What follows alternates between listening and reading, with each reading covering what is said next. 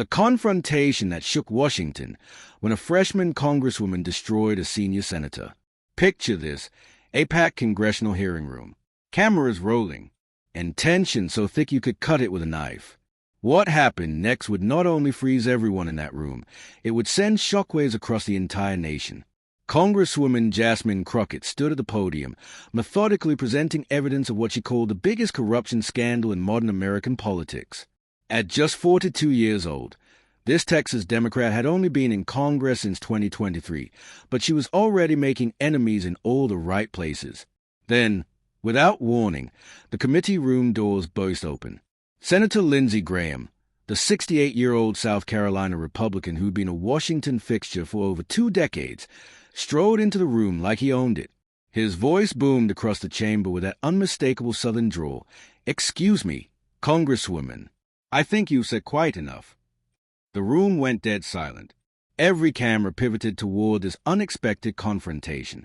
What happened in the next 30 seconds would change everything. The setup. To understand why this moment was so explosive, you need to know these two political powerhouses. Graham wasn't just any senator. He was the establishment. A man who grilled Supreme Court nominees, investigated presidents, and never hesitated to interrupt proceedings when he felt like it. His colleagues knew him as someone who played hardball politics and expected others to fall in line. Crockett, on the other hand, represented everything the old guard feared: young, fearless, and absolutely refusing to play by traditional rules of political decorum. Before Congress, she was a civil rights attorney who never lost a case that mattered. Her grandmother had taught her that truth isn't afraid of scrutiny, a lesson that would prove crucial on this day.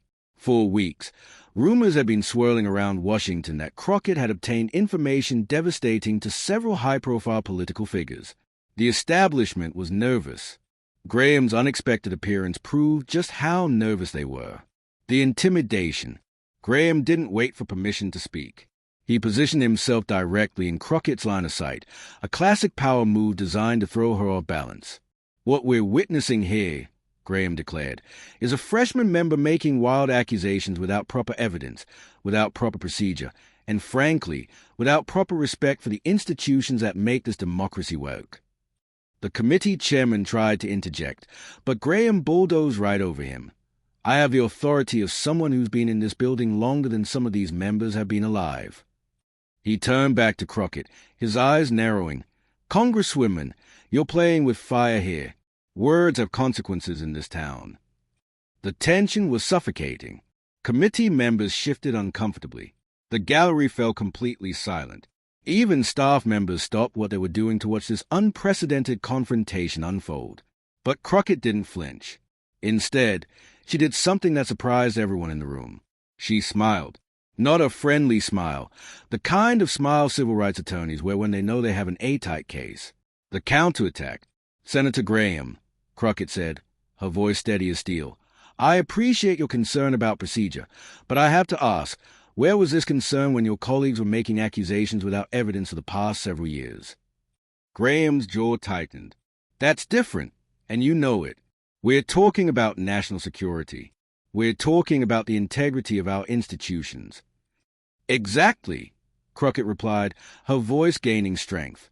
"We AIE talking about the integrity of our institutions, which is why I'm here today with documents, with evidence, with facts." Graham took a step closer, a move that would have intimidated most politicians. "Congresswomen, I've been in this business long enough to know when someone isn't over their head. You're a talented young woman, but you're playing in a league you don't understand." The condescension was unmistakable. People in the gallery gasped audibly. "You have a choice here," Graham continued, his voice dropping to what observers later described as a threatening whisper that somehow carried across the entire room. "You can end this charade now, apologize for wasting everyone's time, and we can all move on. Or you can continue down this path and face the consequences." The moment of truth. Crockett stood silent for what felt like an eternity, probably only 10 seconds. The entire room held its breath. Graham stood with arms crossed, clearly expecting her to back down like so many others before her. But those 10 seconds weren't filled with fear. Later interviews revealed that Crockett was actually deciding not whether to respond, but how devastating her response should be. She looked directly at Graham, then slowly scanned the room, making eye contact with committee members, cameras, and the packed gallery. When she finally spoke, her voice was calm, clear, and absolutely fearless. "Senator Graham, I want to thank you for joining us today. Your timing is actually perfect, because what I'm about to present involves you directly." The blood drained from Graham's face. The bombshell. Crockett reached for a folder that had been sitting on the podium throughout the entire confrontation. When I said I had evidence of systematic corruption, I wasn't speaking hypothetically. And when you walked into this room to intimidate me, you actually provided the perfect example of exactly what I've been investigating. She opened the folder with deliberate precision. "These are phone records, Senator Graham. Your phone record from the past 6 months." The room erupted in shocked murmurs. Graham's mouth fell open. "These records show a pattern of calls between your office and several lobbying firms immediately before key Senate votes.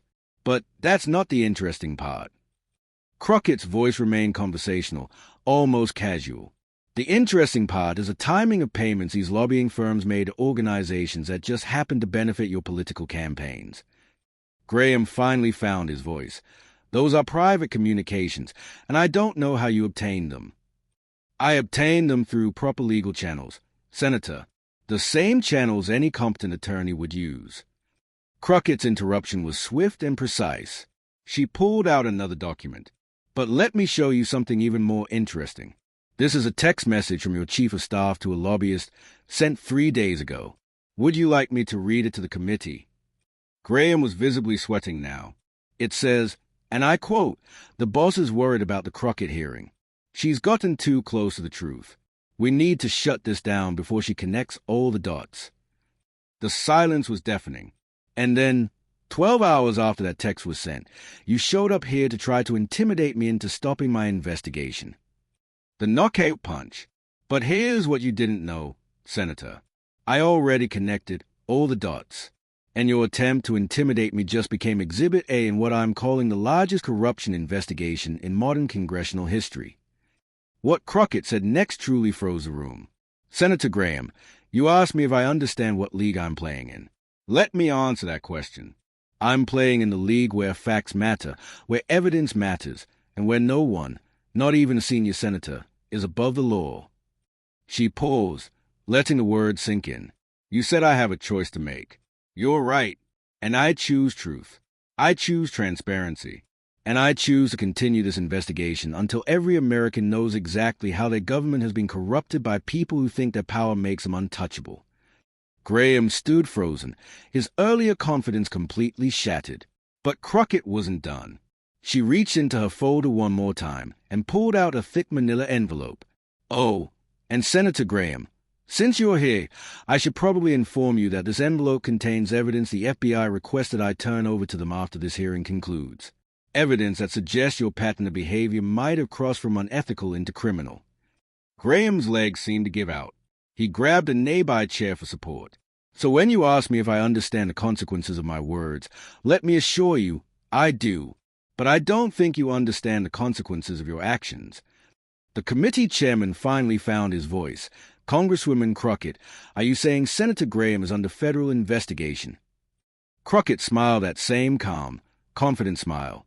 "I'm saying that as of approximately 1 hour ago, he is." The aftermath, the explosion of sound that followed, was unlike anything anyone had heard in a congressional hearing. Reporters shouted questions. Committee members talked over each other. The gallery erupted in gasps, cheers, and complete chaos. Graham stood in the middle of it all, looking like a man who just watched his entire world collapse in real time. The senator who'd entered with such confidence was now backing toward the door, his face ashen, his hands trembling. I need to..." Graham stammered, but couldn't finish the sentence. He turned and walked quickly toward the exit, his staff scrambling to follow. As Graham reached the door, Crockett called out one final time. "Senator Graham, before you go, you should know that everything you said in this room today was recorded and will be part of the federal investigation." Graham paused at the doorway but didn't turn around. After a moment that felt like eternity, he pushed through the door and disappeared. The shockwaves. Within minutes, #Crockett Destroys Graham was trending nationwide. The video accumulated over 2 million tweets in the first hour. Major networks interrupted programming with breaking news alerts.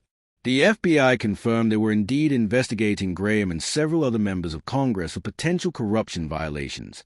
Graham's office went into crisis mode, but their hastily written statement only made things worse.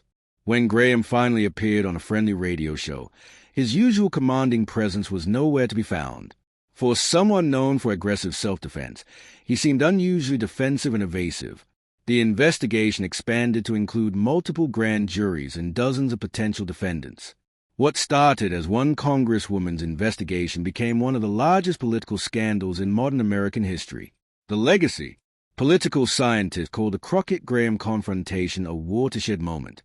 For the first time in decades, a freshman member had successfully challenged the seniority system that typically protected senior members from accountability. Crockett became a symbol of change for young voters nationwide. College campuses organized Crockett clubs dedicated to government transparency. She used a newfound platform to push for comprehensive campaign finance reform and stronger ethics enforcement. Meanwhile, Graham's political future became uncertain. His approval ratings plummeted. Former allies distanced themselves. Several potential primary challenges emerged. The bigger picture. This confrontation led to immediate changes in how Congress operated. New rules required full disclosure of communications between members and lobbyists. Ethics committees reviewed their procedures. Practices previously considered normal came under scrutiny. More importantly, it proved that in the age of social media and citizen journalism, the old rules of political intimidation no longer apply. You can't just silence someone by pulling rank in them all.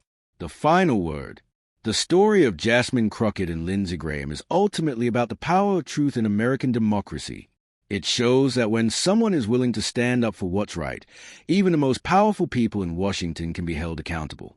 For young Americans watching from home, Crockett's example demonstrated that change is possible, that corruption can be exposed, and that courage can triumph over intimidation. Her message was simple but powerful. Democracy works when citizens demand that it works. As investigations continue and more details emerge, the full impact of what happened in that committee room is still being felt. But one thing is already clear. Jasmine Crockett didn't just win a political confrontation. She helped restore faith in the idea that in America, truth and justice can still prevail. The next chapter of this story is still being written. But if this moment taught us anything, it's that sometimes the most powerful weapon against corruption isn't money or influence. It's courage, preparation, and an unwavering commitment to the truth.